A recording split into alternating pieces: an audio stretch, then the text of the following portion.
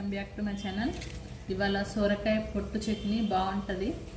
ఇది సొరకాయ పొట్టు, సొరకాయ కడుక్కొని ఫ్రెష్గా ఇట్లా పొట్టు తీసుకొని ఇది కూడా కడుక్కోవాలి, కొంచెం బ్లాక్ ఉంటే వెళ్ళిపోతుంది.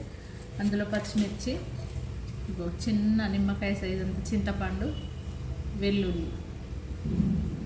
పొట్టులో నేను వాటర్ కడిగే కోసిన కానీ వాటర్ మళ్ళీ పోసి కడుగుతున్నా. ఇందులో గుబ్బం కూడా వేసుకోవచ్చు, ఏం కాదు. ఇది లేత ఉందని వేసిన నేను, ముదిరిపోతే తీసేయచ్చు. మంచిగా కడుక్కొని ఇట్లాంటి జల్లి ఉంటుంది కదా, ఇందులో వేస్తే వాటర్ అంతా వేయదాకా ఉంటాయి.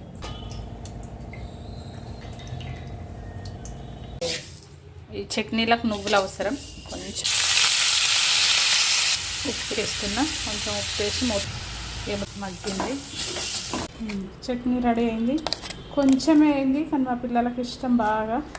తక్కువ పోపు పెడతా అనుకున్నా కానీ పోపు పెట్టేదాకా కూడా ఆలే, మస్తు టేస్ట్ అయింది. నిజంగా చెప్తున్నా, కంపల్సరీ ట్రై చేయండి.